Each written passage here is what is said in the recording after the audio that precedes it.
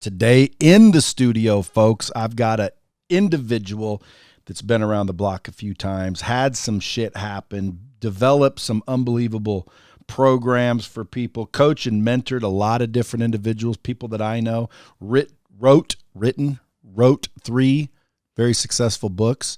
People I know that talk about you say that you're like very, very productive, meaning as far as streamlined disciplines, time management, checklists, shit like that. You're the master at it. Craig Ballantyne, folks. Hey, man, this is going to be a lot of fun. Well, thanks for coming in.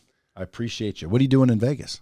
I am here just passing through to see you and then passing through from over to California. So I live in Vancouver, and I was down in Miami. Canada? Yeah.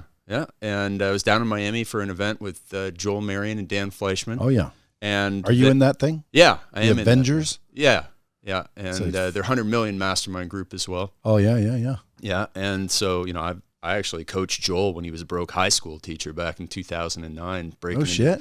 Yeah, because I was in the fitness industry for a long time and showed people how to do that. And then I had to go to California to see our friend Bedros Koulian, and I thought I'd stop in along the way. Old Bedros. Yeah. How's he doing?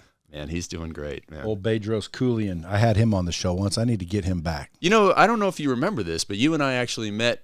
I was with Bedros at Joe Polish event, and you and I met briefly at that hotel that Joe would always have his events at. Yeah. Just real brief. Yeah, I remember. Yeah. No, and I think I read one of your books. I'm not Perfect sure Day which one Formula, probably. That's the oldest. Which one? Perfect Day Formula. That's Perfect the oldest Day. one. And then there's Perfect Week, Perfect Day, Unstoppable, How to Get Through Hell, Overcome Anxiety, Dominate in Business and Life. Yep. So let's go back a little bit. Just my team wrote, when Craig first started his entrepreneurial journey, I never read these, but when I do, I always have to put a voice to it. Yeah. Because someone wrote this. Yeah. When Craig first started his entrepreneurial journey, he was just a dumb farm boy from Ontario, trapped in the lifestyle of being a broke, anxious, binge-drinking personal trainer who had no desire to be any of those things. But with the help of his mentors, Craig evolved into an empire builder with discipline, clarity, and systems he needed to succeed.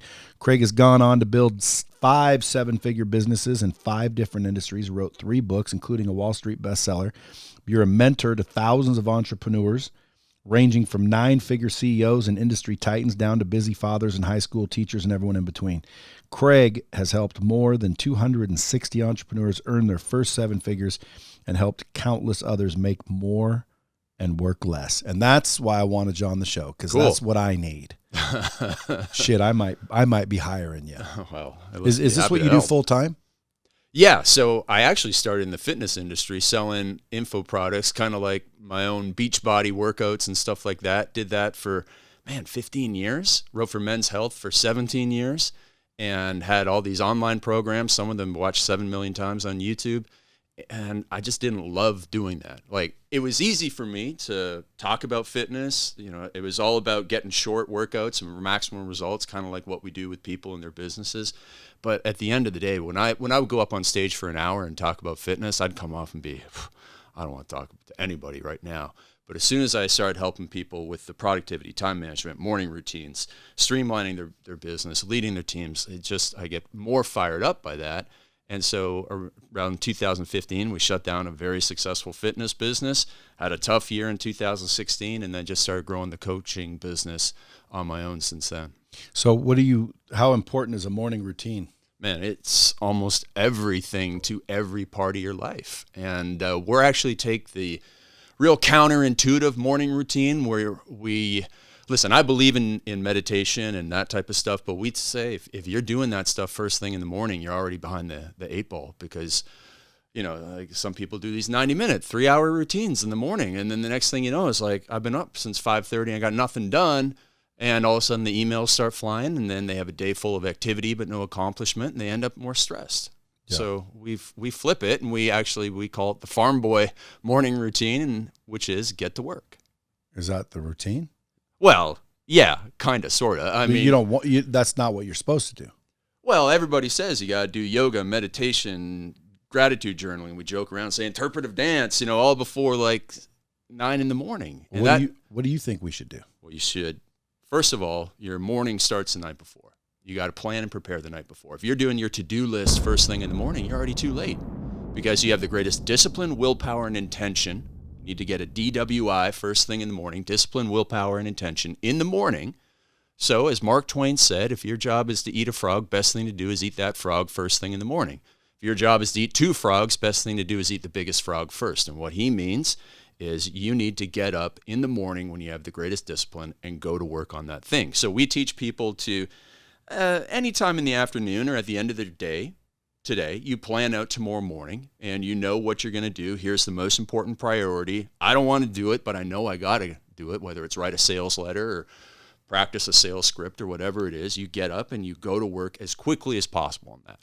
Now, I wrote those books 15 to 30 minutes at a time in the morning. Usually I can go from waking up to working within 12 minutes. And that's what we teach people to do.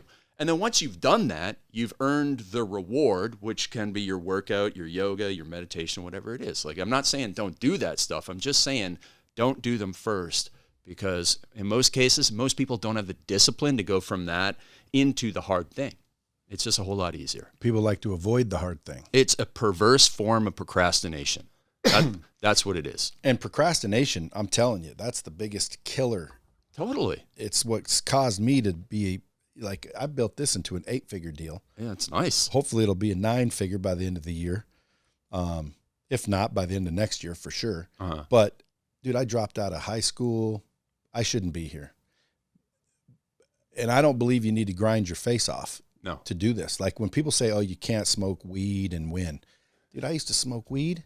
I smoked weed building this company. Not that I recommend smoking weed, but I did it. You know, I dicked off. I got drunk. I had fun. I partied too hard. I wasted money. I met a lot of people along the way, though. Well, yeah. But I was a dumbass. And here I am with an 8-figure company. So when they say you can't do these things, I tend to call bullshit, because, yes, you can do these things. The question is what should you do? I don't think you should spend your whole day smoking weed and playing Xbox. Right. Doesn't mean you can't, but I don't think you should. The morning routine that I recommend only usually takes about an hour. Mm-hmm. But it's really wake up with gratitude, because a lot of people wake up and they start thinking about all the negative shit, and it's like, dude, you're alive, bro. If you can just shift your perspective from, you know, challenge to opportunity, mm-hmm. like let's say you can't pay your rent. People wake up, they're stressing, you know, oh shit. When in reality, you woke up, dude. Like, that's number one. If you think about it, you get another day. That's exciting. Worth more than $1 million. That's why I call it the $1 Million Morning. Right. It's worth more than $1 million. And now it's like, okay, I get to figure out how to pay my rent. Yeah. Going from that have to get to, I mean, you see that little cliche on Instagram all the time, but it's like one of the best. It is true though. Yeah. It is true. And so the way I taught myself to do that is I put a sign on the wall that said, congratulations, you get another day. Nice. And when I woke up, I'd be like starting to think, and I'd look and I'd be like, that's true. And then all of a sudden, the burden of, I'm about to get kicked out of my apartment or something like that. Now it's almost like a challenge, a puzzle. It's like, now I get to go figure out how to pay rent. And dude, that made all the difference in the world, just attitude. So I tell people, wake up and get the right attitude first and foremost. Well, how old were you when you did that, and what were you like before? Because I grew up a very skeptical, cynical person, and gratitude changed my life too. I wasn't really skeptical. I was more of what I call a jack off. Yeah, I get it. I mean, I was out for myself. Looking to make money any possible way. Sure. If I was going to close a deal, it was 100% so I could make commission. I didn't really care if this product or service helped you or not. Mm-hmm. I wanted to make money. Mm-hmm. And if I could close you, I made money. I don't care if this helped you or not. Got it. Then at about 30, I kind of shifted to where I accidentally, didn't do it intentionally, wanted to help other people. You hear that cliche too. Yeah. Help others. Well, it's true. Yeah. So I started trying to help other people, and that's when really shit started to change. Got it. And then maybe 4 or 5 years into that, so I'd say about 35, I used to wake up and freaking dread this and dread that and complain about this and complain about that. And then I just stopped. Like I did the congratulations. Because if you think about it, you get another day, man. Every time you open your eyes, that's worth more than $1 million. So if I hand someone $1 million cash, they get so excited pumped up. If I say, give me some adjectives to explain what you would feel like, it's all positive, pumped up, fired up, all that. But yet you wake up dreading the day. Yeah. Oh, I got to go to work. Oh, I hate my job. I'm behind on bills. I just want to be something I'm not. If you can just shift that. So that's the only morning routine that I say is wake up and shift that shit before you do anything. I like it. And then focus on your health. So I say work out first. Why shouldn't they? Yeah. Well, here's the thing. So if you can work out at another time of day, I highly recommend that you do. Because again, we wake up in the morning, we have the greatest discipline, willpower, and intention. And a lot of people will use that time to work out and listen to the motivational videos and all that sort of stuff. And then, okay, well, now you got to go and then get ready. And then the kids are up for most people. And then it's like, oh man, now I got to, either drive to the office or, go to the home office or whatever. And then the longer you wait to get to work on that most important project, the more tempted you are to check the social or to check your email and all of that. So I actually tell people, and listen, I'm a fitness expert, so I was addicted to working out for a long time too, move it to like lunchtime or later in the day. Now, for those people who have there's no way in heck I'm getting my workout done at any other time of the day than first thing, go for it. But if you can, again, I just think that the faster you can get to that project that you don't want to do, you have the less chance of being procrastinating on it. Yeah, and remember, folks, Craig's a productivity expert, I would say. So when it comes to productivity, I bet you that's what my problem is. Yeah. Because I've been trying to finish my book for almost a year, maybe a year now. I put out a book for pre-sale a year ago. Oh. It's almost done, but for some reason, it just keeps dragging on. But if I woke up every morning and applied what you just said, it'd have been done a year ago.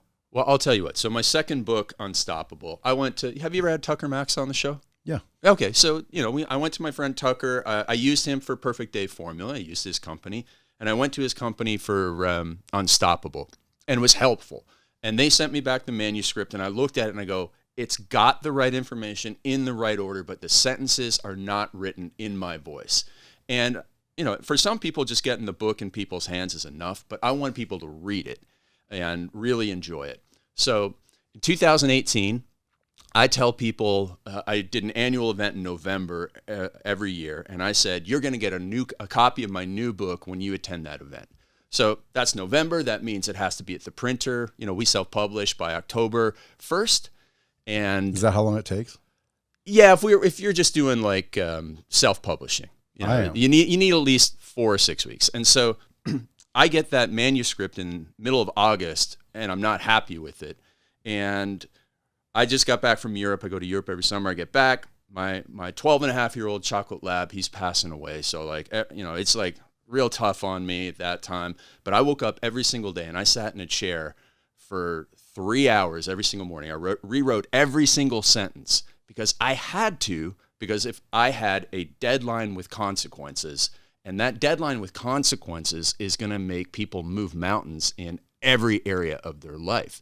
And so right now, you've got pre-orders, you've got the book thing almost done, but you don't have a deadline with consequences. Nope. And that'll make you push things across the goal line. So you think, okay, well, what do I do? Okay, I could say, I've had coaching clients say, if I don't get up at 6 o'clock in the morning and I hit snooze, then I'm going to send $500 to Bernie Sanders. And I've gotten the receipts of people that have done it, and obviously they're not Bernie Sanders fans here. So it's, some people are motivated by the carrot and some people are motivated by the stick. So it might be, you probably can do anything you want anytime you want. So it might not be the reward, but it might be, if I don't get this done, finally get this book done by, say July 4th or whatever it is, then I can't have the July 4th party at my house that I normally do. Okay, well, that's a bit of a kick in the butt. I'll go finish that off. And so everybody can find something like that in their life to move that thing ahead that they just aren't getting done. So self-imposed consequences. Yeah, and they have to be significant. And also the public accountability is huge. Public accountability is how I met my fiance. I mean, I wrote in that Perfect Day formula about my vision about meeting this woman. I had people asking me for years, how's that going? How's that going? How's that going? And because I put it out there. And it can be scary for people to put out, I want to lose 20 pounds. I want to, grow my business. I want to stop drinking. I want to do whatever it is. Because now it's like, man, I just told everybody I'm going to do something. And I'm a person of my word. If I don't do it, I'm going to feel like a hypocrite.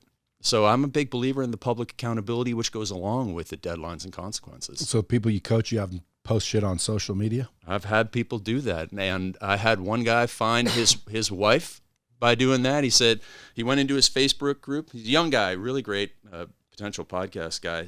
Xander Fryer, young guy. He's going to be the next Tony Robbins, I swear. Great kid. And he came to one of my coaching days, and he said he wanted to meet this beautiful woman. And about 6 months went by, and I could tell he wasn't doing anything. He was going and doing this for another friend, going and doing this for another friend. He's a nice, generous guy. I said, what about yourself? You said you were going to do this, and you've made no progress on it at all. So he goes, well, what's the solution? I said, public accountability. He went into his Facebook group of 2,000 people, said, this was September. He said, if I don't meet my a beautiful girl by the end of this year, I'll do whatever crazy things you want me to do. And people said, oh, because he lives in San Diego, you got to run down, 4th Street naked and all this stuff. And so all these people who listened to him said, oh, you should meet my niece, or, like, hey, I want to set you up with one of my friends.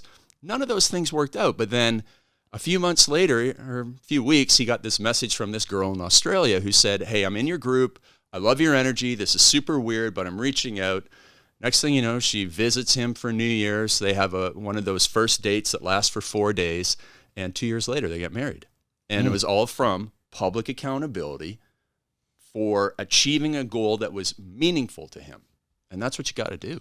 So in my case, should I just get on social media and say, if I don't have my book finished by X day, something major happens? I'm gonna do this. Or to have fun with it, if I don't have my book done by X day, I'll do one of the crazy things that you guys recommend.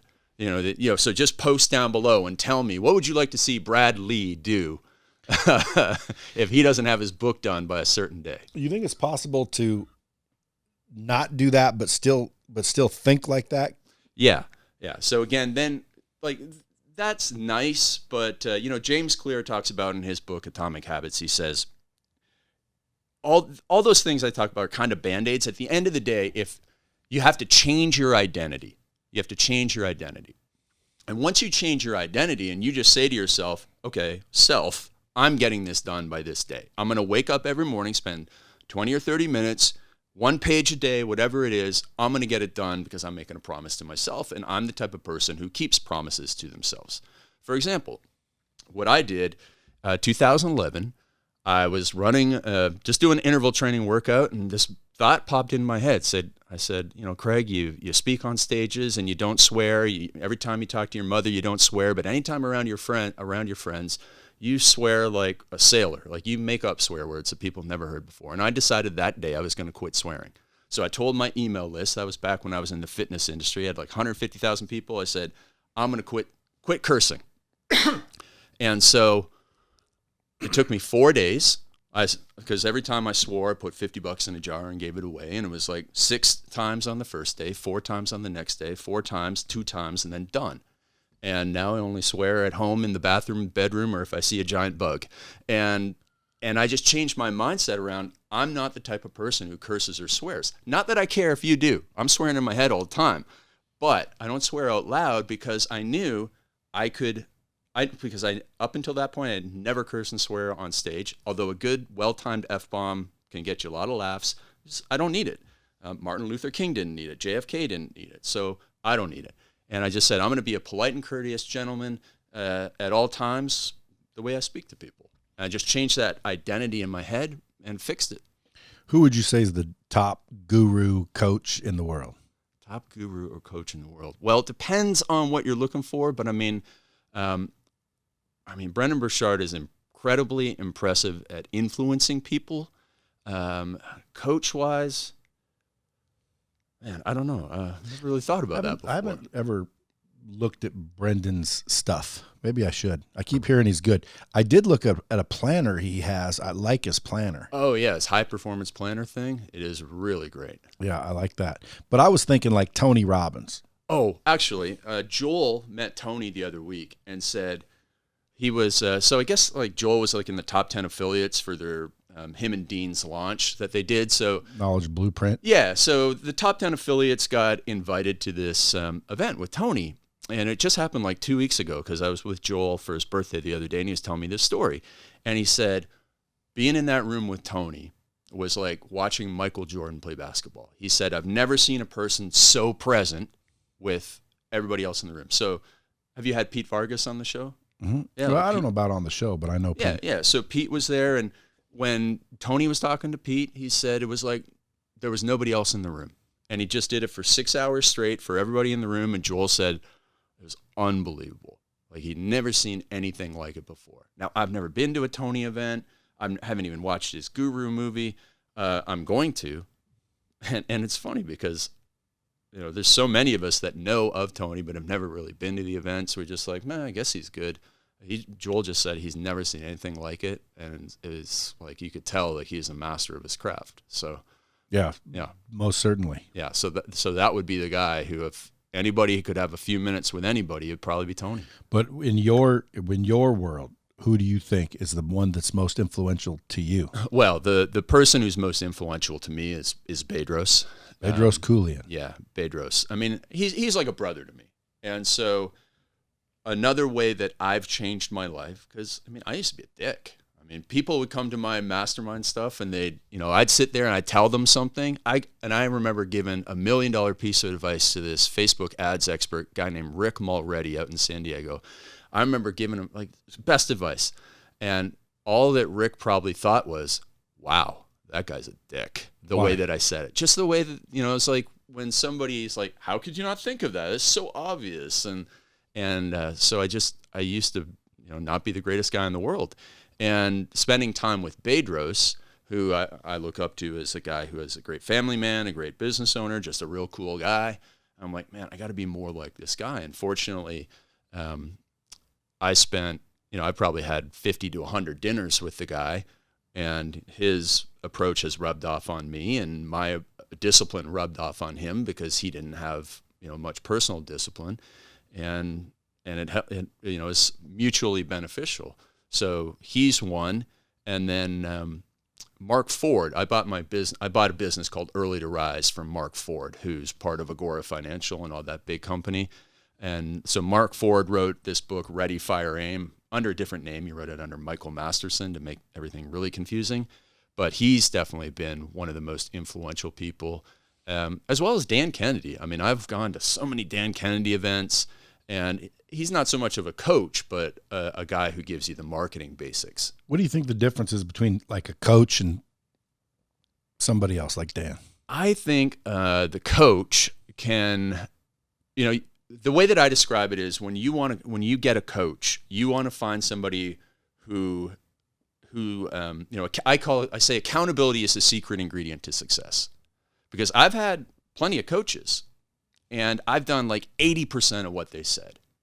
But the coaches who are really great, when I've done like 120% of what they said, it was a coach who I deeply did not want to disappoint. And when a coach is somebody, the right coach for you is somebody you deeply do not want to disappoint. So when Bedros would look at me and goes, you can't, you give me the Armenian death stare is what I called it. After I would say something, give that good piece of advice, but say it in a way that made me sound like a dick. Bedros would look at me and I would go, oh, I never want that feeling again of letting down, like, my coach who I looked up to as like a big brother. And so that's what changed my life. That's what made me move the mountains in life. And so, the difference between the coach and, the guru on stage who's just giving you the advice is, you get the advice from the guy and, most people go home and never do anything with it. The coach, whether they know it or not, is the person who gives you advice and for some reason has connected with you in a way that makes you actually go and do it. So if there's people out there building a business, what would your biggest tip be for them? I would say find a business that you want to model, and then go and get as close to the person who has that business and connect with them in whatever way you can, whether it's working for them, whether it is going to their events, whether it is watching every single piece of content they have on YouTube and reading their books, but getting connected to them in some way so that you have the opportunity to ask them the questions that are going to be most applicable to you. How do you find what you want in your mind? That's my biggest thing, is like, I don't really know what I want. A lot of people say, Brad, you should be in this guru category. But I don't know. I mean, it's like, maybe I have imposter syndrome to where it's like, dude, I don't know. I'm still figuring this shit out. But I do have a lot of good information. And I put it out there, like on Instagram. Mm-hmm. I'm getting tons of followers on Instagram, and it's blowing up every day. Yeah. They're like, dude, I learn more from your Instagram than I do from paid courses. Sure. And it's like, well, maybe I should, but I always feel like I don't know what I want. So how do you find what you want? If that's the goal? Yeah. If you want to find, okay. So I'm a big believer. Like when I work with somebody, I spend a lot of time on the vision. Like, where do you really truly want to get to? And you can find out the truth about what someone really wants by saying, kind of like going 30,000 foot level and say, what do you want to achieve in the next 10 years? What do you want to do? What are the crazy things that you want to do? Like, almost like a bucket list. And then you narrow it down, like, what do you want to accomplish in the next 3 years? What do you accomplish in 1 year? And you kind of like cut out the junk of what people really want to do. And if you really wanted to get into the guru space and have a mastermind or whatever it was, or coaching, you could do it. It's not like you lack the knowledge to do it. You just you just don't care about it enough to go and do it. And you've got this great business. And, there are days where I'm like, man, I just wish that I ran a business, kind of made money in the dark and added value to people, but didn't have to be the face of the business. But at the end of the day, I also really, really enjoy what I'm doing. And so this is the right path for me. And some days there's tough days, and some days you kind of wish you were doing something else, or you think about doing something else, but I know that I'm on the right path. So it's that long-term approach. Are you talking to your clients every day or every week? Or there are some that I talk to every month, some that I talk to every couple of weeks. What we've done is I have so many people that have been in my kind of world for a long time that they've really internalized a lot of the values. They know the marketing, they know the systems. And so we have a lot of sub-coaches, kind of like how Tony Robbins has certified Tony Robbins coaches. We have coaches in our program that go and help people. And then we have some open Q&A where I'll go on and answer people's questions in a group format all the time. But we do try and limit my one-on-one time with people. And then we have, the live events too. Because, one of the things that I'm trying to doing, I call it Craig-proofing my business. Because, I want to step away. I'm going to get married later this year. I want to step away 2 weeks and blackout. No electronics, nothing. And that's difficult to do in this day and age, particularly with this type of business. Definitely. But I'm actually, like, that's what people come to me for, to work less in the business while have their business grow.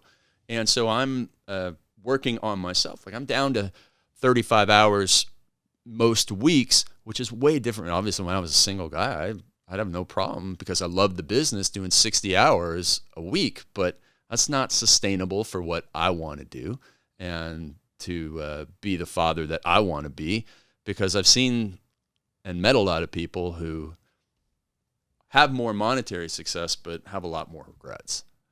Yeah, well, that's I think my apprehension. I don't want to be busy. Right. I want to be free. Yeah. Like, in other words, if I want to do an event, I'll do an event, but I don't want to have to. I don't want to rely on it. And I this goes against what most people teach, but I like to chill out. No one will say that, especially in the guru world. Right. Dude, I like to chill out. I like to have nothing to do. Well, there's a book that I read at Christmas. I mean, it's been around for a long time, the 80-20 principle by this guy, Richard Koch. And, he's made a lot of money, and he says you got to spend time sitting around.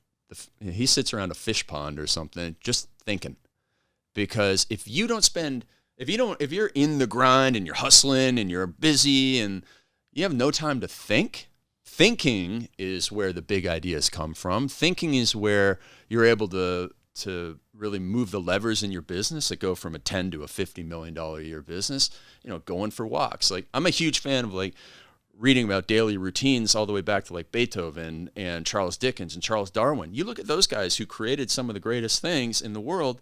What did?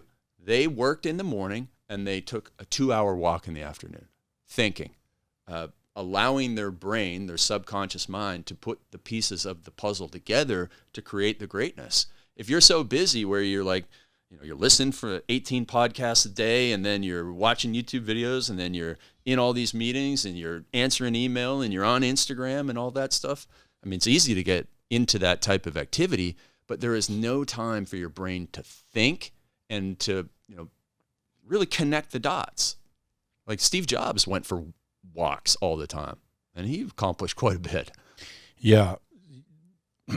So I'm sure there's other people listening that have the same thing, but sometimes I seem to work my ass off and nothing really important. In other words, like I have days where I'm back to back to back to back to back to back, and then I get home and I think to myself, what did I even do today? Nothing.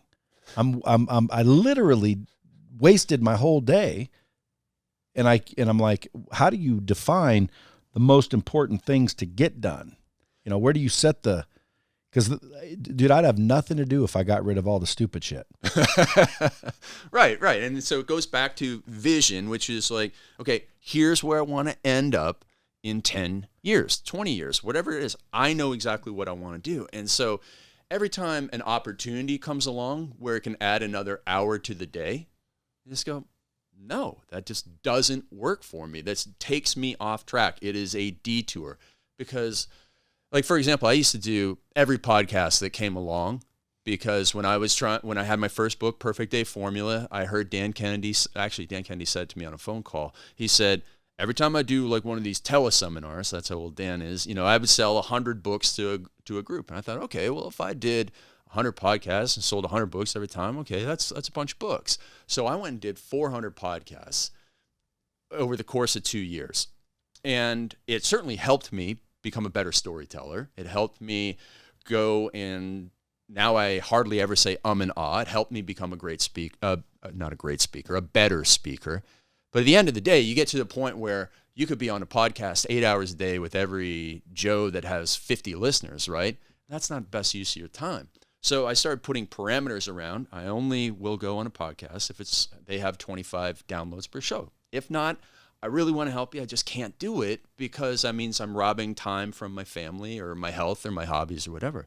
So having those parameters keeps me on the path to success, and knowing that here's what I want to do. I want to have a business that helps 10,000 entrepreneurs per year to make more money and work less, and that every decision runs through that filter. Will this move me ahead? Will this move me ahead? And you can apply the same filter to anything in life. You want to lose 20 pounds. Great. Okay, so if someone invites you to go to Vegas for the weekend, does that move you ahead? If that's your number one priority, no, that's a detour. I can't go and do that. I have to say no to it. I really appreciate it, but I'm sorry I can't. And once you... That's the discipline. Yeah. And it comes from knowing what you want. Most people, they want all these things, and they're not willing to say no to a bunch of them. Well, you just hit a bomb I want to drop, which is knowing what you want. Yeah, exactly. Because that's the hardest part, especially for me. Like, I don't know what the hell I want.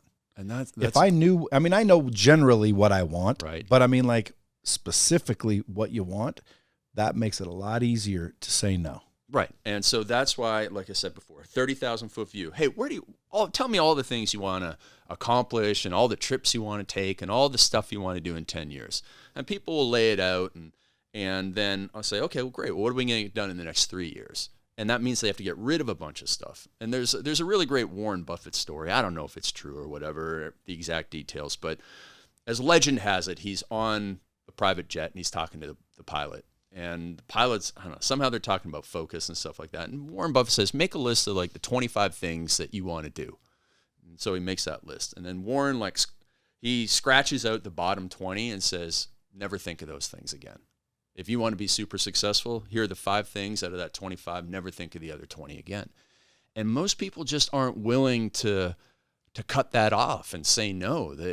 You see all these people with like 5 different businesses when none of them have made $250,000 in a year. Well, because they think like, oh, well, if I don't do all 5, I don't know which one's going to be successful. And you just have to cut them off. Like you can maybe add a business in later when you're doing a couple $1 million, but you're never going to get to $1 million if you have 5 businesses and you're splitting your time on it. It's just not going to work. Definition of decide. Decide means come to a resolution in the mind as a result of consideration. That's a wordy definition, but it really is something I'm a big fan of is self-reflection and introspection. And most people don't spend any time in it because why? They're too busy with back-to-back stuff. And you're not going to know yourself. You're not going to know what really matters to you. You're not going to be able to make a decision unless you're able to sit there and think. Yeah. And most people don't like thinking because it's too much freaking work.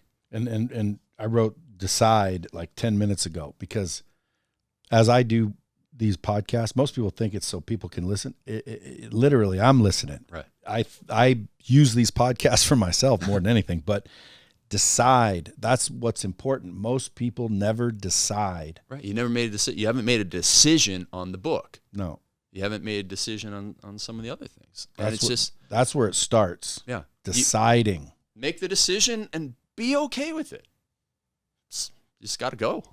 I know, but that's what that procrastination is. Like, it's like, geez, if I decide, and why are people so worried about deciding?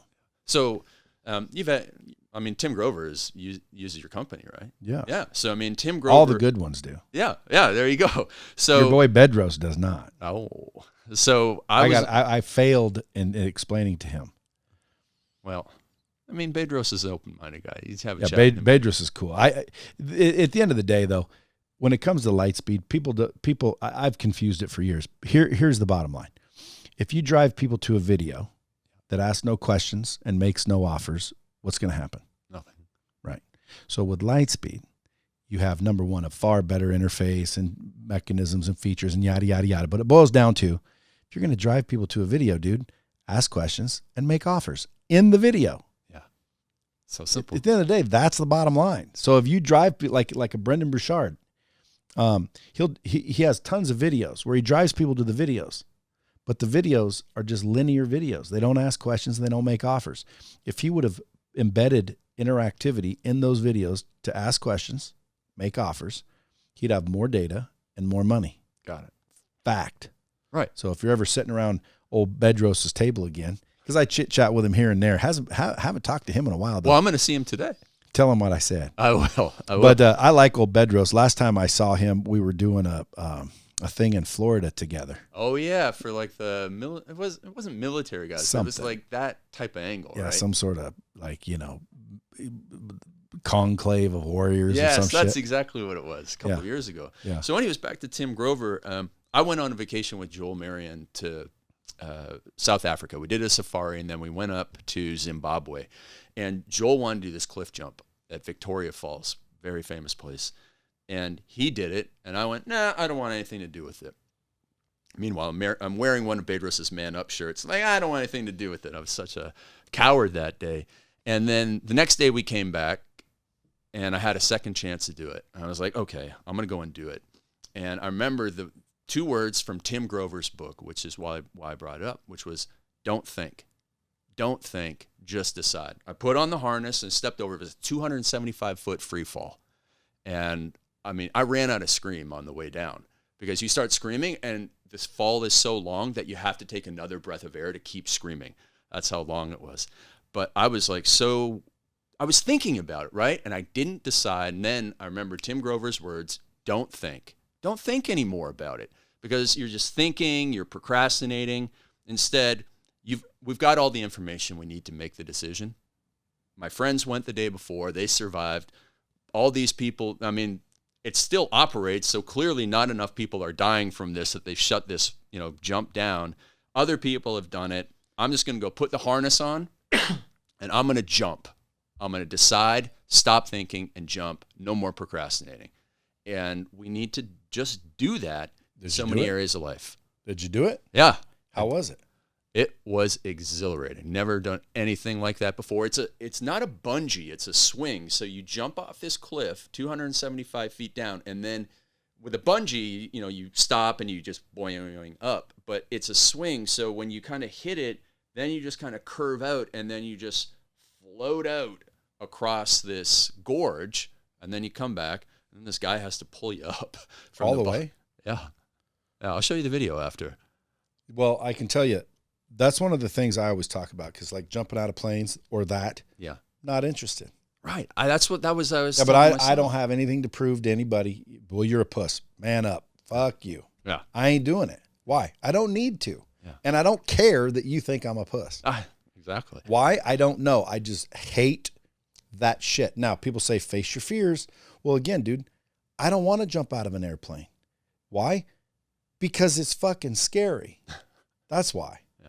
But I don't care. And you've made that decision. And that's right. That's the bottom line. I've decided. I don't give a shit. I'm not doing it. Yeah. And anyone in the world can call me a puss, because guess what? I'm not doing it. Yeah. And I'm not jumping off that thing. Yeah. Now, I will zip line and do scary shit, but not that scary of shit. Right.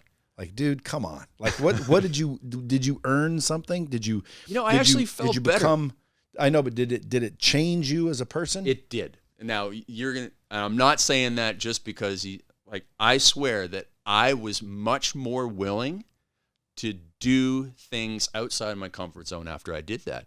And in fact, so that was 2018, 2019, I'm still a single guy. I'm 44 years old. I'm like, what the heck is going on here?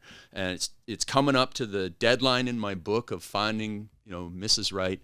And I procrastinated. Like, I had a friend who runs a female business group. She knows hundreds of smart, successful women. I had never asked her for any introductions. And I was like, man, I don't want to go and ask her for introductions.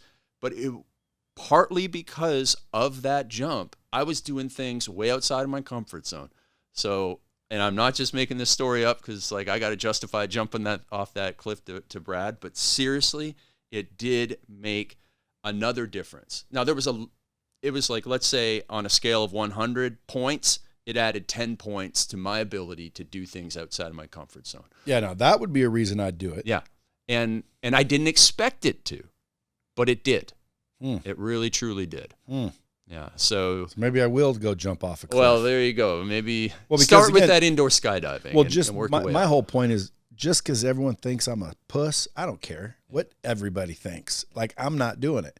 But to better myself, if someone said, Brad, when you get done, you'll be 6 times more likely and 10 times more of this and 38% more of that, then I would. Sure. Because, dude, I definitely want to improve and continue to improve. I just didn't put the two together. I'm thinking, well, you're going to jump off just to make everybody think you got balls. Well, right. I don't need to make you think that. And cliche, face your fears. It's like, well, maybe, in that case, there was something to it for me. Yeah, and your mileage will vary. Well, that's the thing. I want people to consider that. Like, maybe the validation that you're tough or cool or brave is not the motivation. The motivation is by doing that, all these other areas improve. Yeah. Because procrastination is, I think, the biggest killer of dreams. Oh, totally. Like, procrastination will kill people. And again, I give good advice. I don't always take it, but I give really good advice. And it's always based on, when I'm talking to people, they're procrastinating. I'm procrastinating on my book. I'm procrastinating on getting ripped. I'm procrastinating on dieting. I'm procrastinating on blowing up the business. I procrastinate all the time. Is there any books you've read on that are really good about killing procrastination? I would say that James Clear's book, Atomic Habits, will be very helpful. But I'll tell you what, one of the things, and this might encourage you to actually do some type of event or coaching, is by being a coach and telling people over and over again to go and do something. Oftentimes I'll go, oh crap, I need to do that for myself. And you can only tell people to go and do things so often when you need to do the same thing, I can't go and tell a person like my coaching clients, like, you need to get rid of that underperforming employee. You've given them all this opportunity. You've coached them. You got to go get rid of that person. I can't go and have the same situation in my business and just let it go on if I've told 5 people this month the same thing, because you feel like a hypocrite. And that hypocrite is one of the maybe that's why I don't want to coach people. Right. Yeah. You don't want that in your face. Well, because I'll be coaching myself at the same time. That's the thing. The old phrase, teacher learns more than the student. Truth. 100%. Whether you're teaching real estate or sales or internet marketing or email or copywriting, like, yeah, you might know a lot, but when you teach it to somebody, it makes you simplify it. Makes you reflect on it, and the teacher learns more than the student. And the coach, man, I get coached every day, kind of by myself, but also by my clients, by seeing, holy crap, that person went out and did that exactly. I better, get my butt in gear and go do the same thing. Otherwise, I'm a hypocrite. Okay, so there's people listening right now. They want to be more productive starting tomorrow. What are the 3 top tips to be more productive? Okay, number 1, take a look at what you're doing right now and realize that whatever you're doing right now is not working well enough for you, so be open-minded to something completely different.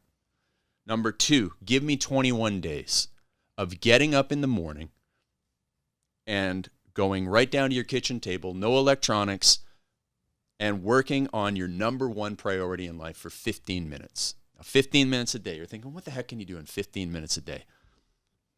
I can write 500 words in 15 minutes. 6 days a week, that's 3,000 words in a week. 10 weeks, that's 30,000 words for a small book. Now, let's say that you're in credit card debt. If you wake up every single morning, 6 days a week, go down to your kitchen table and think of, okay, how can I reduce my expenses? How can I increase my income? You tell me that you wouldn't get out of credit card debt faster doing that than by trying to find time over the rest of the day to think about it. Heck, it's going to move you ahead in business and in life. And then the last thing is just plan the night before. Know when you get up in the morning and you're going to do something for 15 minutes that you have a plan for it. Because when I first started writing my books, I'd wake up and go, I'm going to write chapter 2 tomorrow. And I'd wake up and I'd open up my computer and there's a blank screen staring at me. And I'm sure you've had that before where you go, I don't know what to do. And so do a little bit of planning the night before. If you want to write 500 words, think of 3 bullet points. It's a whole lot easier to write 500 words with 3 bullet points. Plus your subconscious mind has done a little bit of work overnight. So that's it. Just be open-minded to a new approach. Give me at least 15 minutes, preferably an hour if you can, first thing in the morning, and plan what that's going to be. And you'll make big improvements in your life. What about finding the priorities? Yeah. So basically think about, you can either do it for your health. So, if somebody's got a couple $1,000,000, but they're, pre-diabetic because they sacrificed the last 30 years of their life working and taking care of their family, well, yeah, you should work on your health first thing in the morning. That's the number 1 priority.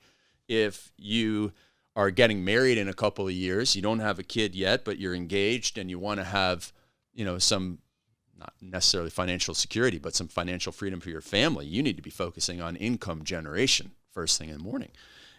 If you're, one of your greatest goals in life is to write a book, like mine was, like I was a bookworm all the time. I thought it'd be the greatest thing in the world to have a book. In addition to helping my business, get up and write that book.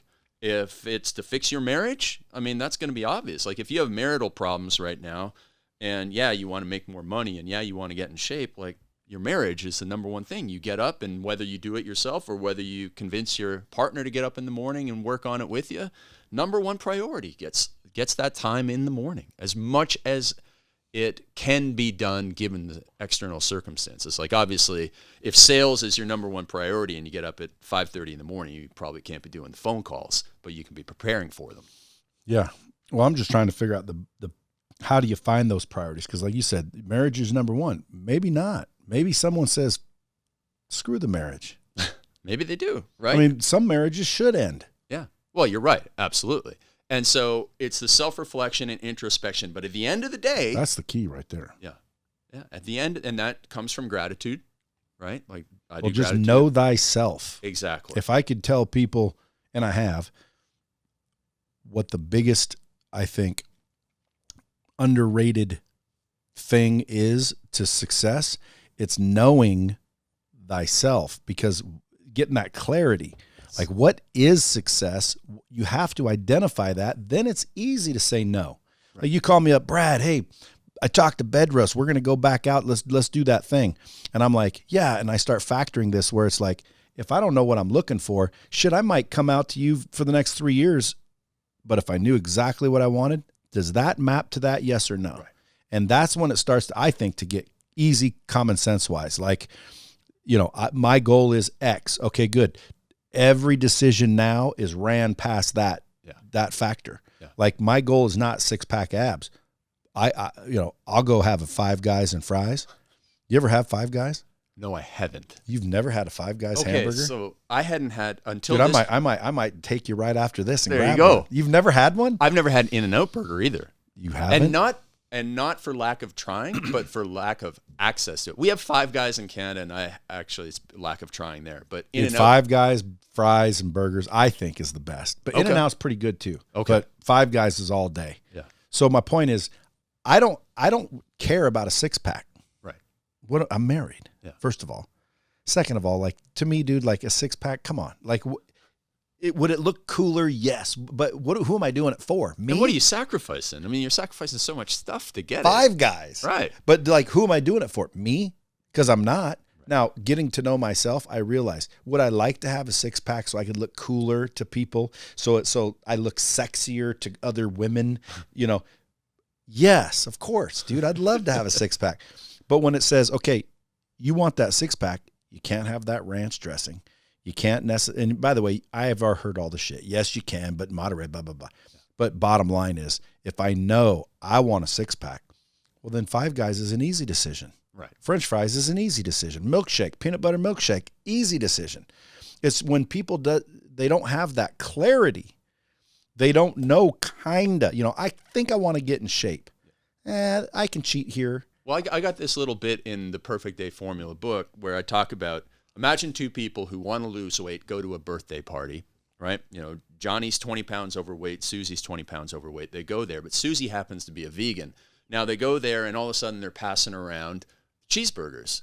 Well, he's going to sit there and go, no, I'm trying to lose weight, and it's going to take discipline and willpower.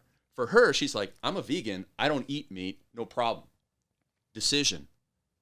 Not even, like, it doesn't take any mental energy. There's no decision fatigue on her because she has those parameters that stop her from, like, having to deal with that.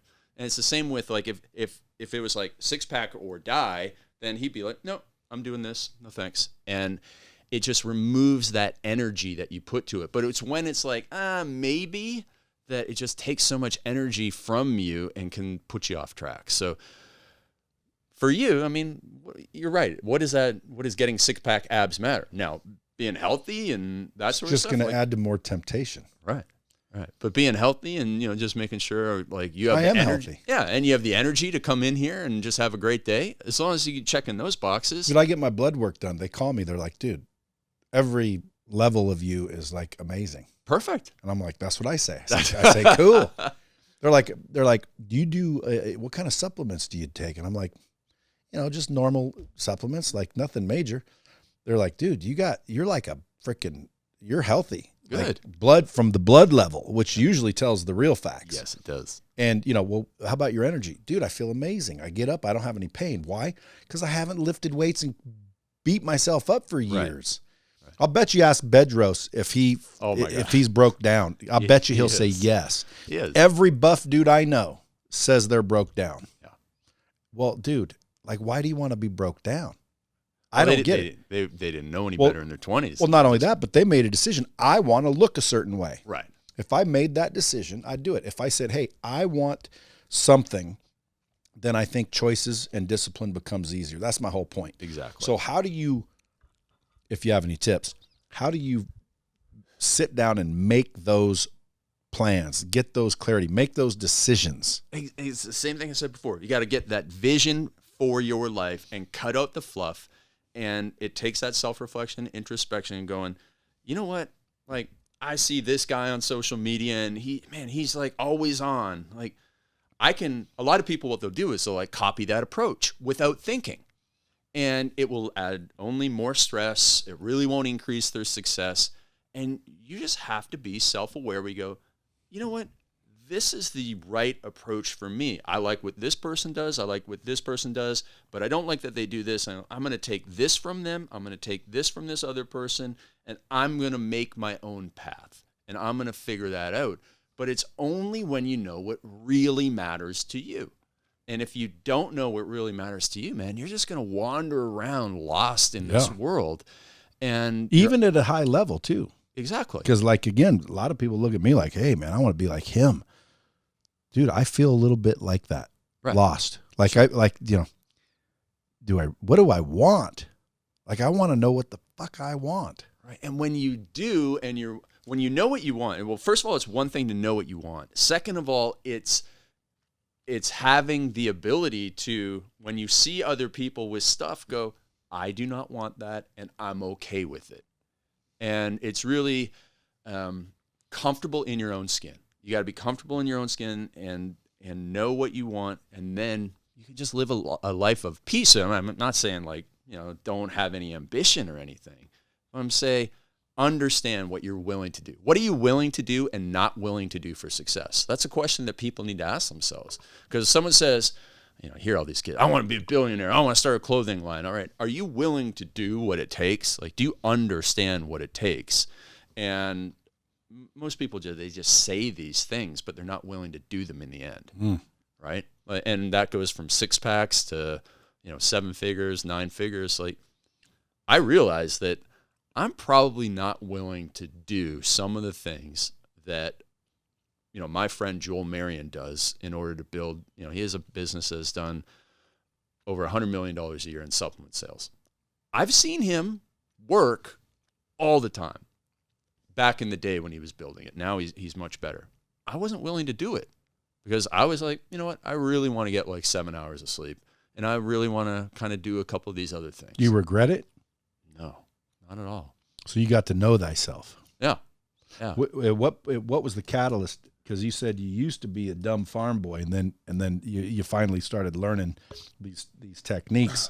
Well, I was very introverted, and when you're introverted, I like to think that you spend more time figuring yourself out in your head. It can be a little tough for extroverts to sit down and just, not do anything outward, but just kind of figure, answer the questions that I ask people and that sort of stuff. And reading Stoicism, like reading Epictetus, reading Seneca, stuff that this Ryan Holiday guy writes about these days, and Tim Ferriss writes about it, and reading Marcus Aurelius, like that stuff gave me a sense of peace and calm and go, okay, maybe it almost helped me realize this is what I was meant to do. And I was put here on this earth to go and help other people find faster, some shortcuts to success. I mean, there are shortcuts. Yeah. I mean, I'm not against the word shortcut to success. I did that for 15 years in the fitness industry. I said, all these people going to the gym for an hour plus a day, 5 or 6 days a week, like 80-20 rule, you're going to get 80% of the results, if not more, from 20% of the effort. 3 times a week, 30 minutes, no fluff. It's not going to be fun. You're not going to be on your mobile phone or, on Instagram in between sets. You're going to get in, you're going to get it done, but it's a shortcut to success. And then there's the same sort of thing with business. If you get up and you don't screw around in the morning, you can feel like you've gotten everything done by 10 or 11 o'clock in the morning sometime, even if you only get up at 6:30 or 7 in the morning. So it's just, it's a matter of focus. And so that's what I was put here to do. And you know what? If I don't have a $100 million a year business, who cares? Yeah. You also said you're getting married here pretty soon. Folks, if you guys want to follow Craig, Craig, I need my readers. I almost thought that said something else. If you guys want to follow Craig, go to @RealCraigBallantyne. I like the real. Yeah, I saw that. @RealCraigBallantyne, BALLANTYNE. You can go pick up his books at any place they sell books. The Perfect Week Formula, The Perfect Day Formula, and Unstoppable, How to Get Through Life. Is Unstoppable your latest book? No, it's the middle book. The Perfect Week Formula. If anyone was going to start with one, it would be that one. The Perfect Week Formula. Yeah. So go pick that out. And then again, if you guys want someone to, bust your ass and get you straightened out, go to CraigBallantyne.com. This is what he does for a living. You have the Empire podcast, don't you? So listen to his podcast, and then I'm sure you're dropping knowledge on your social. Yes. So follow him, hit hashtag Bomb Squad so he knows you came from the old Bomb Squad. And now tell me, you said you found your missus. Finally. Yes. What's she like? Oh my goodness. Did you have to envision the perfect? Well, she is amazing. She wasn't what I had thought that I was going to meet, but she's even better, and she can persuade anybody to do anything. She's the greatest salesperson I have ever met. And funny story, I met her. So go back to before I mentioned I had this friend who knew all these female entrepreneurs, and I went to her and I said, "Hey, I would love to, for you to introduce me to a couple of people." And I lived in Toronto at the time where that friend lived, and so she sent me 5 Instagram profiles, and I went, nope. And I went, oh dang, now I'm that ingrate, So I thought, well, I guess I'll just go look at who she follows on Instagram. And I went through 30 women, and I was like, I would like to meet this girl.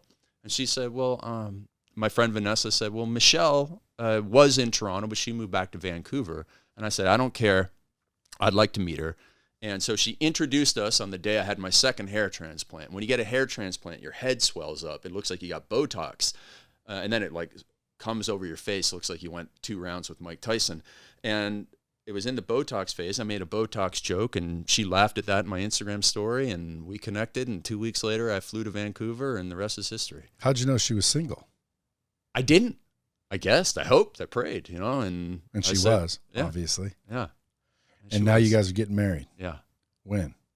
August up in Vancouver. Nice. Now Canada's a good little country. Vancouver's been a great place to be in this last crazy year, but Toronto has not been a great place to be. So it's a great country, but it's kind of like everywhere in the United States. These days you can't guarantee anything. Well, what's the prime minister's name? Is it prime minister? Justin Trudeau. Yeah. How is it politically up there? Well, he's really screwed up the vaccine rollout. There's hardly anybody vaccinated. My mom's 79. Have you been? I have not, no. Are you going to? I do not plan on it. Yeah. Yeah. Well, we don't want to. We'll get canceled if we talk too much about it. Right. But here's what I say: don't do it. Yeah, there you go. Don't do it. Again, I don't care if I get canceled. I guess people that know me in my circle will hear me, but I would say, don't do it. I don't know too many entrepreneurs that are interested in doing it. Dude, the way I look at it is this: there is a possibility that you die. Sure. Okay, then don't do it. Now, someone said, what about COVID? What if you get COVID, you could die? Yeah, well, that's why I'm not doing that either. Right. There you go. I'm not getting COVID, and I'm not getting vaccinated. Right. I mean, hey, listen, I don't get the flu shot. I know. I can't remember the last time I did. And so, hey, listen, there's a chance, anytime you step out of bed, there's a chance you can die. Well, that's true. Well, here's my advice just for the record, folks. Do what you think is best for you. That would be my advice. Like I say, I give good advice, but I don't always take it. Do what's best for you. If you think you guys are at risk, then go get the vaccine. But I'm not getting it. I don't believe it. Because it doesn't make sense, and when it doesn't make sense, I question shit. I like to think for myself. How about you? Well, I loved the poster you have up in the other room, in the green room. And it's something about seeing the truth with your own eyes. I say that's my own original. I say it's a spinoff of Actions Speak Louder Than Words. I say, listen with your eyes, and you'll see all you need to hear. That's it. That's because it. Actions speak louder than words. Just listen with your eyes, and you'll see all you need to hear. Exactly. But to me, it's like with these vaccines, they want everybody vaccinated. I don't understand why. If you don't have a vaccination, you can't come to this concert. Why, if everyone's vaccinated? Right. Well, because you're not. Well, so what? Everybody else is. Yeah, everybody who wants to be is. That's right. So it's like, why are you forcing this? It doesn't make sense to me. If I'm vaccinated, I'm not afraid of you not being vaccinated. That's your stupidity. Right. And vice versa. So at the end of the day, why are they forcing it? That's what makes me wonder. Why do they want everybody vaccinated? So how's Canada? Do they want everybody vaccinated there too? Oh yeah, they do. But they've done the worst job in the world. Apparently, I'm not 100% sure, but apparently he said, we want to buy all these doses, but then didn't set a delivery date. So gave them all the money, never got them delivered. And so my mom, who's 79, just got vaccinated last week. Whereas, in Colorado, I was just in Denver on the weekend, anybody over the age of 16 could be vaccinated by now. So we're way behind, and it's really screwed up Ontario, which is where Toronto is. It's horrible there. Horrible. You can't do anything. Are you familiar with Jordan Peterson? Yeah. Is he like a big celeb up there, or? Kind of, sort of. I mean, anywhere, like he would be anywhere else. I mean, I actually haven't read his book or watched any of his podcasts or anything. I mean, I just kind of have heard it from enough people. Like, yeah, okay, that makes sense. Most of that makes sense to me. Well, I highly recommend you go try Five Guys. Depending on what's next, if there's nothing next, I'll ride you over real quick and grab one. There you go. Folks, you better follow this dude, Real Craig Ballantyne, on social media, CraigBallantyne.com on his website. Craig, I appreciate you coming in. I'm glad that you made it to the studio. Yeah. I thought you were going to be a Zoom meeting. Zoom schmoom. Well, because you're busy as shit, dude. I know, but they're just not as good. True. I agree. Sometimes they cut out. Right. I don't like them, but I will do them nowadays, especially with the travel. But usually when people as busy as you, because I mean, guys, this guy right here, I've known of you for a long time. You work with a lot of people that like you wouldn't even think have a coach, but you're with them. You're showing them time management skills, productivity skills. You're writing books. You're collaborating with a lot of these influencers. You are an influencer. And I just didn't think you'd have time to swing through Vegas, but man, I'm glad you did. Worked out because I had my first live event in 14 months last month, and it was just like 15 of us, but I mean it was significantly better than any of the virtual ones we've done, and we've actually made those quite fun and effective, but nothing beats face to face, nose to nose, toes to toes. Yeah, well, it's coming back. Folks, I appreciate you guys listening. Share this out. Make sure that you take action. If anything, go decide what you want. Wake up in the morning and get to fucking work. Until next time, keep it real. Dropping bombs with the real Brad Lea. Subscribe now.